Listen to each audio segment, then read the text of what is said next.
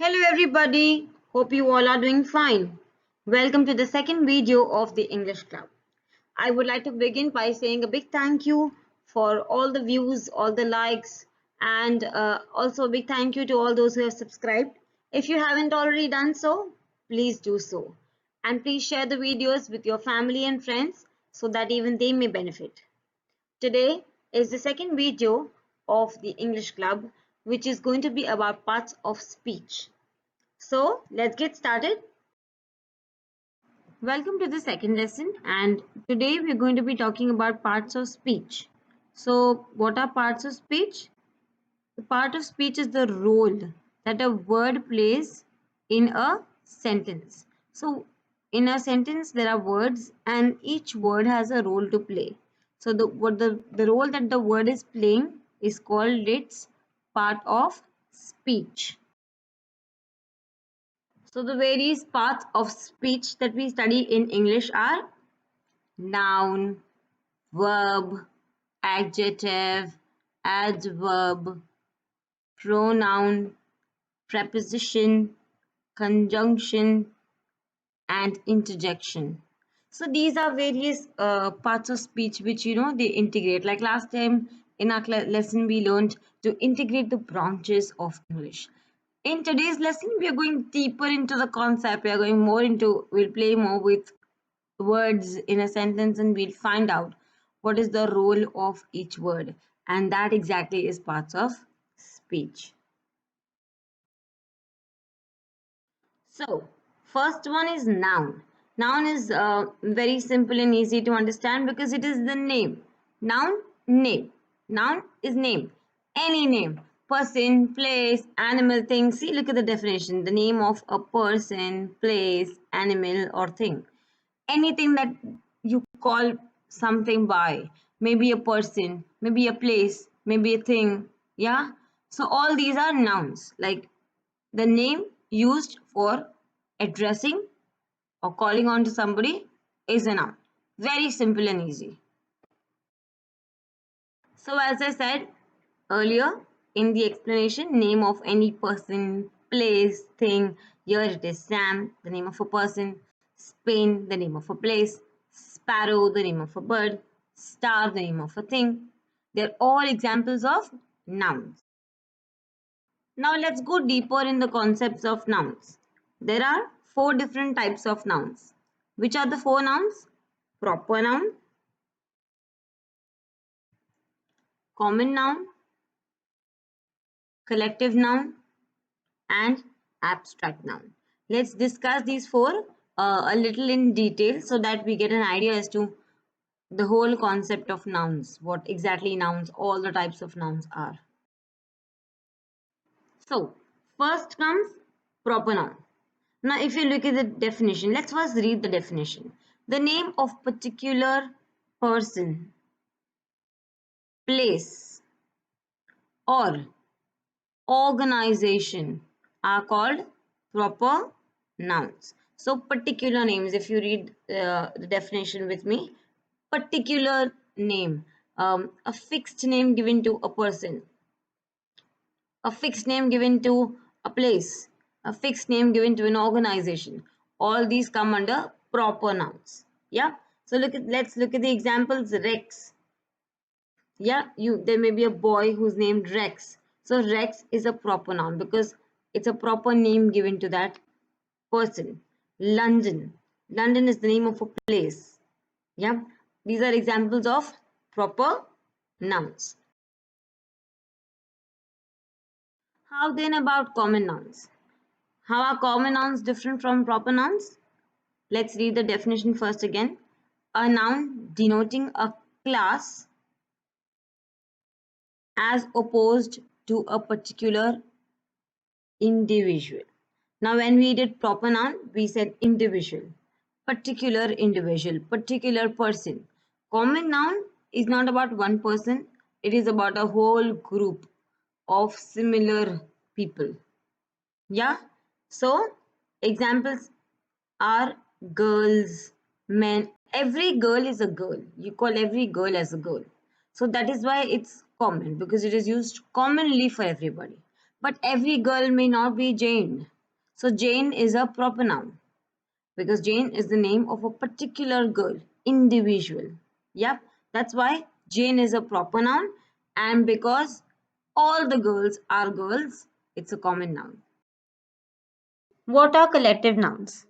Collective means collection, group. So let's see what the definition says.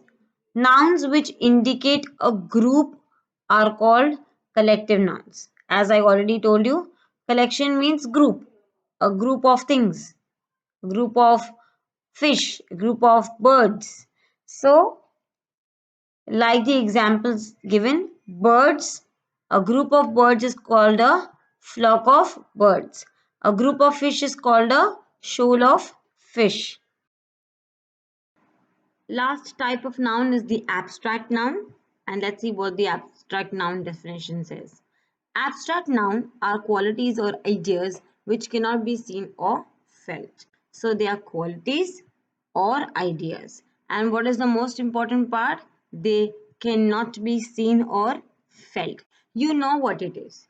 You can understand it, but you can't see it. You can't touch it.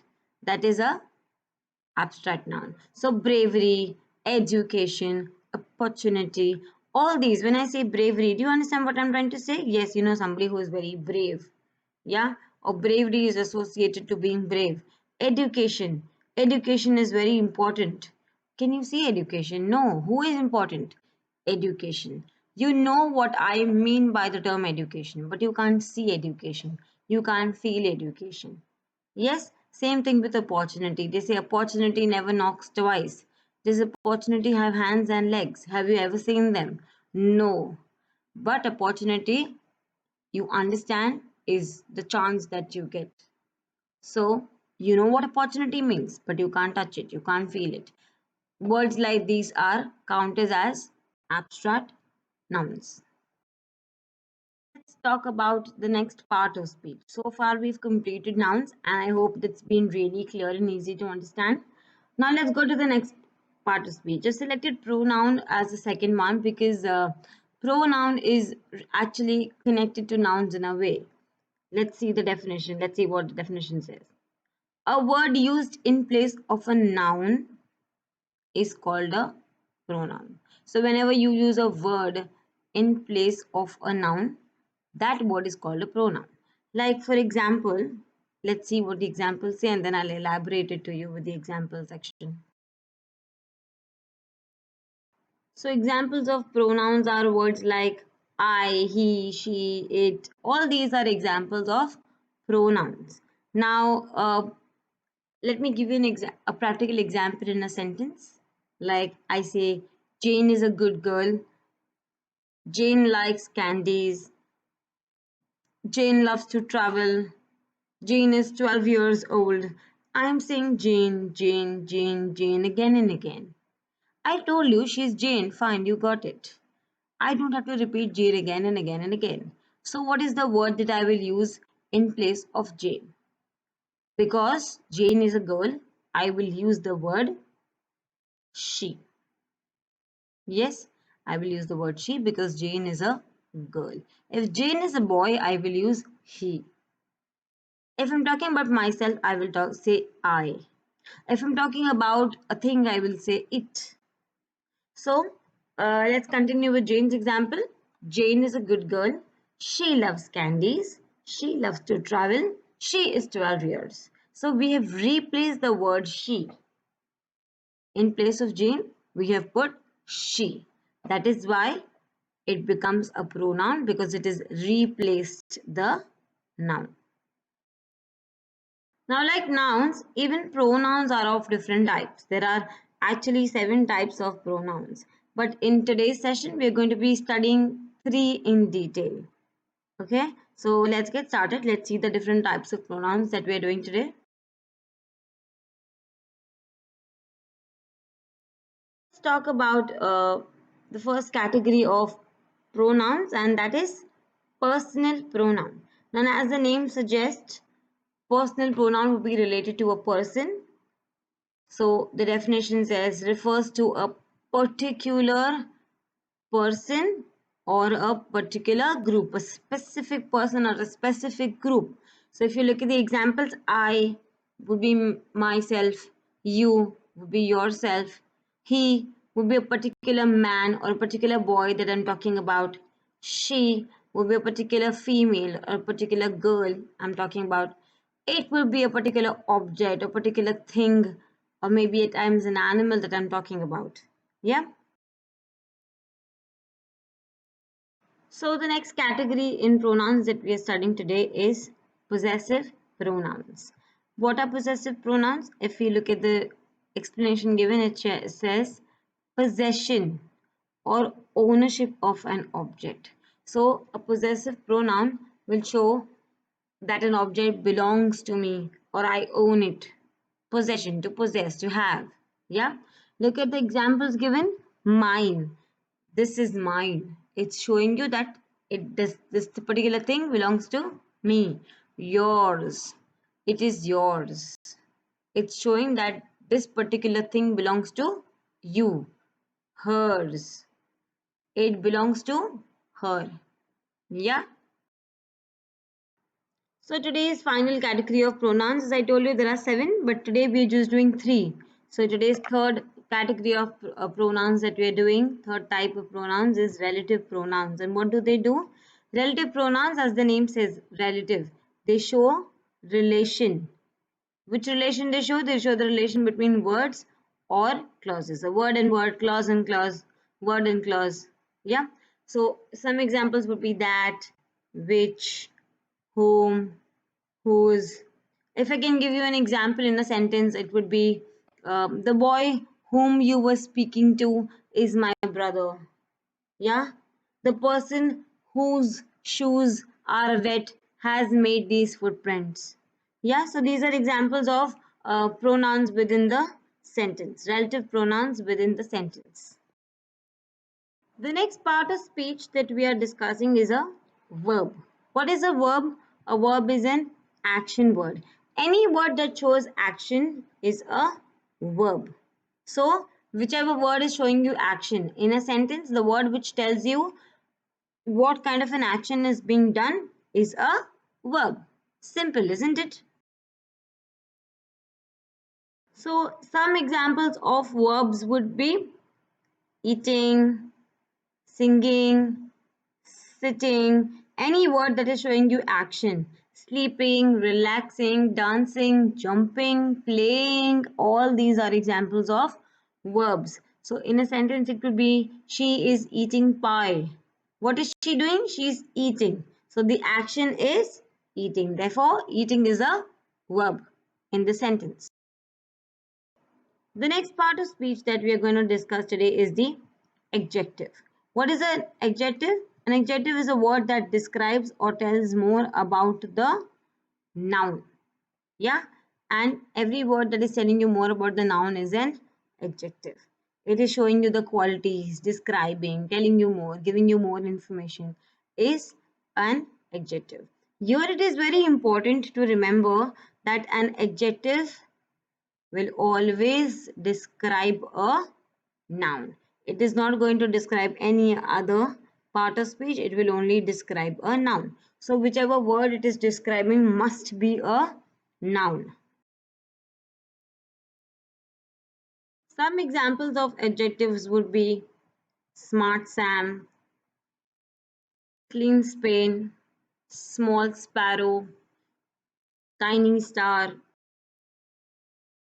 So in these examples, if you notice the word smart, then clean, then small and tiny, all these are words that are describing, telling you more about the noun. Now, smart is telling you more about Sam. How is Sam? Sam is smart. It is telling you more about Sam. Clean Spain. How is Spain? Spain is clean. Therefore, clean is describing you about Spain. Small. Small is the sparrow. How is a sparrow? The sparrow is small, telling you more about the sparrow, that it is small. Tiny star. How is the star? It is tiny. Because these words are telling you about these nouns, therefore, They are describing you, giving you more information, and they are called adjectives. Yes? Simple and clear? The next part of speech that we're talking about is the adverb. Now, what do adverbs do? So, a word that tells you more about a verb or an adjective is called an adverb. Adverbs also describe or talk about other adverbs. Now, when I was talking about the adjectives, I told you it is very, very important to remember that adjectives describe nouns. That the reason for that is that even adverbs are describing words, not just adjectives, even as adverbs are describing words. But the difference is, the most major difference is that adjectives will describe only nouns. Adverbs will describe verbs, other adjectives, and even other adverbs. An adverb can also describe another adverb. So it is very, very important to know that an adjective will describe a noun, whereas an adverb will describe a verb, an adjective, or another adverb. Now, generally, they have a suffix, like at the end, they have an ly. Adverbs at the end, the word will have an ly. But please be mindful, it is not necessary, it is not compulsory that an adverb will have an ly. There are adverbs without an ly as well. So, although it's generally used, but please be mindful that there may be adverbs without a ly suffix. What you need to remember is that adverbs describe verbs, adjectives, and other adverbs. So, as I said, examples of adverb: quickly, quickly complete your task. What are you doing? You're completing. So, how you're supposed to do it? Quickly, happily. The children happily agreed. What did they do? They agreed. How they agreed? They agreed happily. Excitedly. The baby excitedly looked into the box. What the baby was doing? Looking. How the baby was looking? Excitedly. So excitedly is telling you more about the action. Likewise, happily and quickly are also telling you about the actions in their respective sentences. So any word that is talking to you more about a verb is called an adverb. Now comes preposition. What is preposition? It's a word usually preceding or coming before a noun or a pronoun. A noun or a word which is used instead of a noun, and expressing its relation to another word in the phrase or sentence. Okay, so what does a preposition do? Preposition shows the relation of a noun or a pronoun with with another word in the sentence or in the phrase. Simple. Some of the examples of prepositions are words like in, on, with, over, above, below, beneath, beyond, behind. All these are examples of prepositions. If I can give an example in a sentence, I would say the book is on the table. The book is the noun, and where is it? It is on the table. So the word on is showing you the relation between what is happening between the book and the table. The book is on the table. The place of the book is on the table. Or if I say, I go to school with my mom. So, how do I go to school? With my mom. It's showing you the relation between me and my way of traveling to school. Yeah. So, what do conjunctions do? Now, let's look at the definition. A conjunction is a word used to connect clauses or sentences or to coordinate words in the same clause. So, basically, it's talking to you about connecting or joining. What do conjunctions do? They join, they connect. Clauses, two clauses they will join, or they will join two sentences to make them into one, or they will show connection between words in the same clause. Examples of words used as conjunctions are words like and, because, so, There are other words like but, therefore, hence, thus, so many of them which are used as conjunctions. Now, if I can give you two sentences and then I will join them using a conjunction so you get a better idea. Um, let's take these two sentences. I ate candy. I ate cookies. So let me join these two sentences using a conjunction. So both are relating to me, and I have eaten candy, I have eaten cookies. When I join these two sentences together using a conjunction, I will say I ate candy and cookies. So I used the word and to join two sentences together. Finally, the last part of speech that we are doing today is interjection. What is an interjection? An interjection is a word or expression that occurs as an utterance on its own and expresses a spontaneous feeling or reaction. I would sum this up as a person doesn't plan to say an interjection. It is an utterance that occurs spontaneously, like it happens at the moment. Yeah, and it happens when you have to express a very strong feeling, a very strong emotion. It could be happy, it could be sad, it could be surprising, it could be angry. um, any very strong emotion which is expressed is generally expressed using an interjection word. So examples of interjection words would be alas, that is to show sadness, hooray to show happiness. Then there are so many more which express anger, which express happiness, which express sadness, which express shock when something happens very suddenly. Yeah. So I would say example in a sentence would be hooray, we won the match. So it's not planned. You don't plan to say hooray, but you say hooray because that is a very strong emotion of happiness and joy that overcomes you. So when you say, you use words like these. Generally, in a sentence, when you use an interjection, you put an exclamation mark. As an example of integrated parts of speech, let's look at how each part of speech plays a role in a sentence. So we have a sentence here, which is Sam and his brother played quietly with a small car. And in this sentence, we are going to work out the different parts of speech. The words are playing.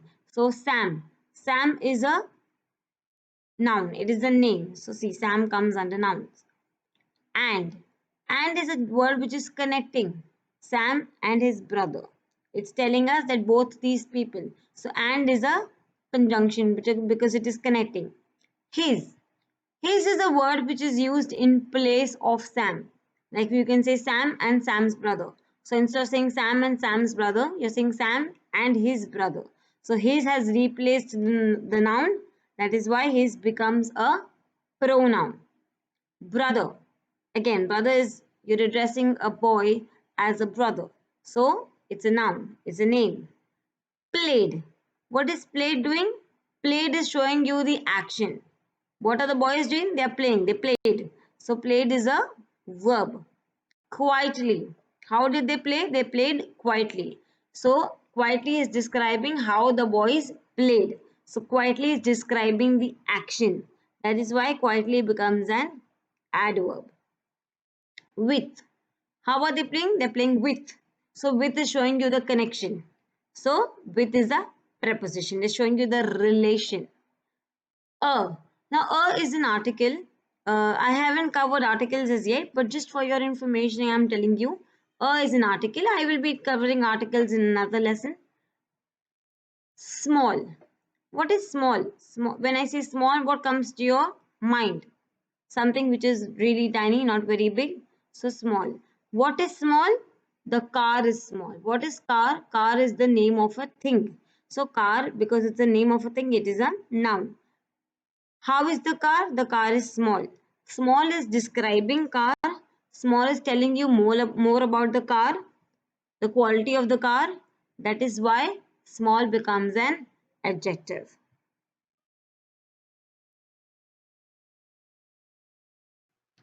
A big thank you for watching my videos. I hope there is something new that you learned through these videos. Please continue to like, subscribe and share my videos with your friends and your community so that most people can benefit. Also, my next video is going to be about punctuations, how, where and which punctuation is used. If you would like me to cover any particular topic, please do leave it in the comment section and I will definitely try to cover the topic as soon as possible. Until then, keep watching and keep subscribing. Thank you.